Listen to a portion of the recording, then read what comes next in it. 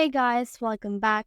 In this video, I'm going to show you how to italicize text on Wix. So let's get started. So as of right now, you can see that I have a text right here. So just click on that specific text. Click on edit text right here. Once you have done that, you should be able to see here the text settings. So in here, you can see the option for this right, just this bold, italic, and then this the underline.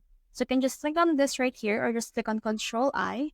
Then as you can see, it will italicize your text. Now, if you can't locate this text settings right here, you can just head over and then just click on the whole page and then click on this pencil icon, which is the quick edit option. Once you have done that, you should be able to see here all the content of your website. So from in there, just scroll down until you find the specific text that you want to italicize. So for me, I want to italicize this right here around the interior. So I can just click on that. And then in here, I can also see the option for bold, italicize, or this underline right here. So just click on this I right here. And then as you can see, it will italicize again.